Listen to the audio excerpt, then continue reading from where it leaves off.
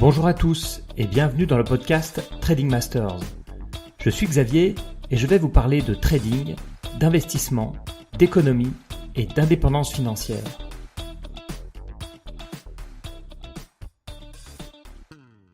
Aujourd'hui, on va parler d'or et de métaux précieux. Est-ce qu'il faut en détenir dans son portefeuille et si oui, sous quelle forme ? On va aussi réfléchir à pourquoi l'or garde ce rôle de valeur refuge même au XXIe siècle. Ça, c'est quelque chose qui m'a toujours fasciné. On va commencer par une petite anecdote. Est-ce que vous savez, si on regroupe tout l'or extrait dans le monde, quel volume ça ferait ?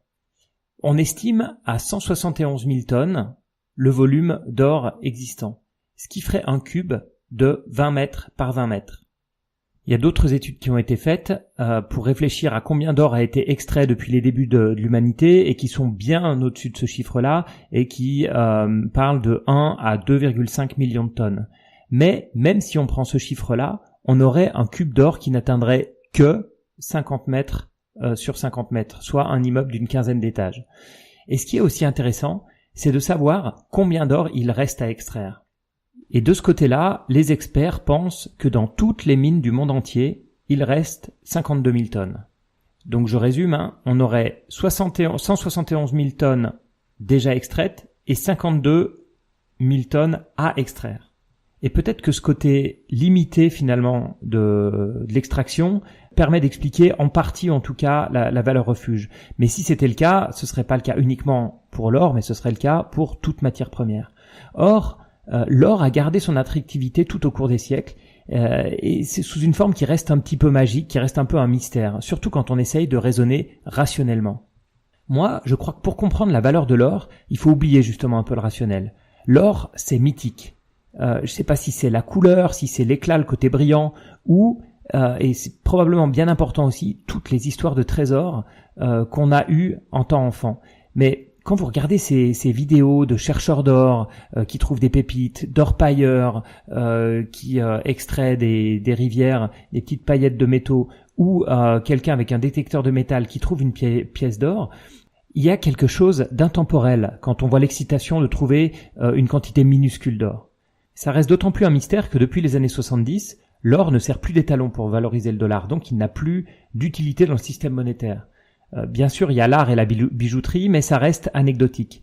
Et pourtant, il reste la valeur refuge de référence. Et bien sûr, il sert toujours de réserve de valeur pour la plupart des banques centrales qui en détiennent encore énormément. Petite question peut-être en préambule, peut-on fabriquer de l'or ? Eh ben oui, depuis les années 40, on peut fabriquer des molécules d'or artificiellement, en bombardant du mercure avec des neutrons. Mais les molécules d'or qu'on obtient de cette manière sont tous radioactifs et ça coûte extrêmement cher de les retraiter. Et comme le coût de production est bien plus élevé que le prix de l'or, cette méthode de production n'est pas viable commercialement. Alors qui détient cet or et qui l'utilise pourquoi ? Bien sûr, on pense tout de suite aux banques centrales qui détiennent environ un quart des réserves mondiales. Alors qu'elles n'ont, je le rappelle, aucune obligation d'en posséder, depuis que l'or ne joue aucun rôle dans le système financier mondial. La Banque centrale américaine détient plus de 8000 tonnes d'or, soit la plus grande part des réserves d'or mondiales. Donc elle est suivie ensuite, là j'ai la liste sous les yeux, par l'Allemagne, 3000, l'Italie, 2005, France, 2005, Russie et Chine. Mais vu la conjoncture actuelle, il se pourrait que la Chine devance les États-Unis et ne devienne d'ici quelques années le plus grand détenteur d'or du monde. On pourrait penser que c'est un peu un reliquat du passé, ces réserves d'or des banques centrales. Eh bien pas du tout. Depuis 2010, les banques centrales sont devenues nettes acheteuses d'or. Les banques centrales des pays développés, elles, ont arrêté leurs ventes et ce sont les banques centrales des pays émergents qui, elles, ont commencé à acheter de l'or pour diversifier leurs actifs. Les achats d'or des banques centrales ont renoué en 2018 avec des niveaux qui n'avaient plus été observés depuis 1967 et la dissolution des accords de Bretton Woods. Les banques centrales de Chine, de Russie, mais aussi la Turquie ou le Kazakhstan ont augmenté fortement leurs réserves d'or. C'est bien sûr pour des raisons de diversification, de décorrélation avec les marchés, et même si c'est un actif qui n'a pas de rendement, en fait c'est même pire vu qu'il y a des coûts de stockage, en cas de crise, l'or est un moyen de paiement que tout le monde est prêt à accepter. Et en fait c'est la raison pour laquelle les banques centrales ont toujours accordé un rôle à l'or dans leurs réserves. Et on comprend pourquoi les pays émergents ont ce besoin d'avoir une partie de leurs actifs en or. Parce qu'au cours des dernières années, la créance de certains pays émergents sur les États-Unis a énormément augmenté. Ils possèdent de plus en plus de dettes américaines. Et comme on ne sait jamais de quoi sera fait le futur, tous ces pays-là, et la Chine en tête, ne veulent pas se retrouver dans la situation où tous leurs avoirs internationaux sont dans les faits dépendants des États-Unis. En fait, on peut presque se poser la question inverse. Vous êtes banquier central, que pouvez-vous ou que voulez-vous détenir? Est-ce que vous voulez de la dette de votre propre pays? Oui, mais en cas de problème, qui en voudrait? Si vous vous retrouvez vous-même à être obligé de dévaluer ou avoir votre monnaie qui se dévalue, etc., comment voulez-vous pouvoir acheter des biens à l'étranger avec votre propre dette qui ne vaut plus rien? À l'inverse, détenir alors de la dette américaine ou de la dette de pays développés? Oui, bien sûr. Et c'est pour ça que c'est l'actif principal des banques centrales aujourd'hui, les dettes des pays développés. Mais imaginez un moment que vous êtes la Banque centrale de Chine. Tous vos milliards sont placés en dette américaine et sont donc dépendantes des Américains. Imaginez, je sais bien que je vais dans l'extrême, mais imaginez en cas de guerre, les Américains pourraient juste décider de geler ou d'annuler tous les actifs détenus par les Chinois. Donc tous les actifs, toute la dette américaine que détiendrait la Chine ne vaudrait plus rien parce que les Américains auraient juste décidé qu'ils ne veulent plus la rembourser. Donc vu de ce côté-là, oui, finalement, l'or c'est indépendant, ce n'est la dette de personne et c'est un actif neutre. Alors une fois compris l'intérêt de l'or en termes de valeur refuge, on va voir sous quelle forme on peut le détenir. Donc bien sûr, il y a l'or physique. L'or physique, c'est l'or qu'on peut toucher, les pièces, les lingots. Les bijoux sont un cas particulier, car en plus de leur valeur en or, ils ont une valeur artistique. Donc en fait, leur prix dépend plus du marché de l'art et se négocie au cas par cas. Pareil pour les pièces de collection. Ce que j'appelle pièces de collection, c'est celles qui sont vraiment rares, donc qui ont un prix qui dépend moins du cours de l'or que du marché de l'art et qui ont un marché très particulier qui est décorrélé du prix de l'or. Nous, on va plutôt s'intéresser à l'or investissement, donc les pièces courantes. Donc les pièces Napoléon 20 francs, les 20 francs suisses, etc. Et pour une taille supérieure, les lingots. On a aussi l'or papier. L'or papier, ce sont les titres sur les mines d'or, mais aussi les ETF indexés à l'or ou les certificats. L'or papier représente deux avantages par rapport à l'or physique. Le premier, c'est le stockage, pas besoin de coffre ou de frais de garde. Et ensuite, on peut plus facilement acheter et vendre ou jouer sur l'effet de levier avec ce type de produit. Mais le principal problème, bien sûr, c'est que la protection contre le risque qu'on cherche à travers l'or n'est plus assurée quand on choisit l'or papier. On a un risque de contrepartie, car on ne sait jamais à quel point l'or papier est garanti par de l'or physique. On estime sur les ETF qu'environ 5% est adossé à de l'or physique. Dans un scénario de crise ou de krach, vous allez très probablement retrouver votre argent, bien sûr, mais en cas de, là je prends le scénario extrême, bug mondial, attaque de hackers sur les serveurs des banques ou des places de marché, bref, scénario catastrophe, vous ne serez jamais livré de votre or physique. Donc sur ces ETF, on a atteint 2,4 tonnes d'or en 2018. Donc en gros, c'est plus que les réserves de la Chine ou de la France, c'est équivalent des réserves de la France. L'or physique, lui, il a cette valeur universelle et intemporelle dont on a déjà parlé. Il aura toujours de la valeur. C'est un métal qui est inaltérable, qui perd pas de poids, qui se transporte facilement et qui peut malgré tout s'échanger facilement. Donc l'or physique, ça représente la sécurité, un rempart à l'inflation, et les pièces d'or possèdent encore un autre avantage. C'est qu'une prime vient s'ajouter à la valeur liée au poids en or de la pièce. Cette prime, elle dépend de la qualité de la conservation de la pièce et bien sûr de l'offre et de la demande. Donc il est possible de vendre une pièce d'or plus chère que sa simple valeur en or.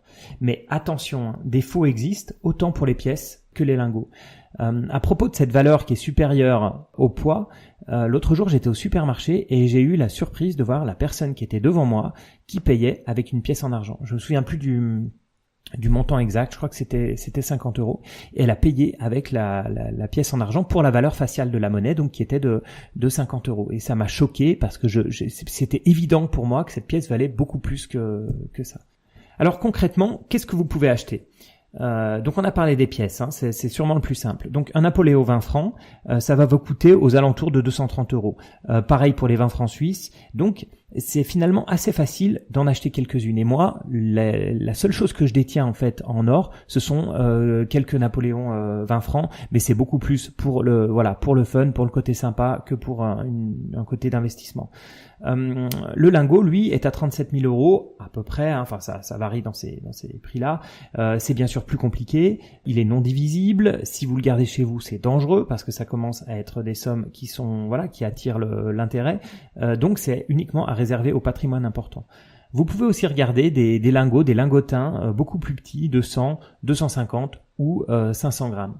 Donc, si on revient à cette valeur refuge, est-ce qu'il y a d'autres actifs qui ont ce rôle de valeur refuge? Oui, bien sûr, on pense au franc suisse. Il y a éventuellement d'autres métaux précieux, mais l'argent, par exemple, il y a souvent un peu de buzz autour de l'argent en disant oui, l'argent il en manque, il est extrêmement utilisé pour la partie high tech, etc.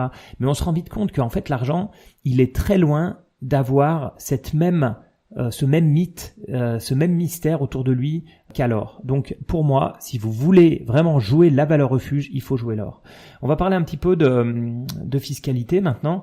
Donc pour les métaux précieux en général, vous avez, alors là je parle pour la partie française, hein, une taxe forfaitaire de 11,5% et une taxe sur les plus-values de un peu plus de 36%, qui est donc énorme, mais qui a des abattements au-delà de la 2e année de détention et qui est une exonération totale au-delà de la 22e année de détention. Donc fiscalement, on voit bien que l'or physique, en tout cas en France, c'est vraiment avec une vision long terme et c'est pas ce qu'il faut utiliser si vous voulez faire du trading ou de l'investissement court terme. Donc pour conclure, mon point de vue sur l'or, c'est que détenir de l'or, c'est bien dans un gros portefeuille avec une vision long terme pour jouer le côté valeur refuge et des corrélations. C'est un marché, il faut pas l'oublier, qui est totalement à la merci des gros acteurs, c'est-à-dire des banques centrales. Pour un petit exemple, si la Chine voulait mettre 10% de ses réserves en or, ça représenterait 8000 tonnes, soit 2 ans et demi de production mondiale, autant que les réserves d'or de la Fed. Donc, le cours est énormément influé par si telle ou telle banque centrale a décidé d'augmenter ou de baisser ses stocks.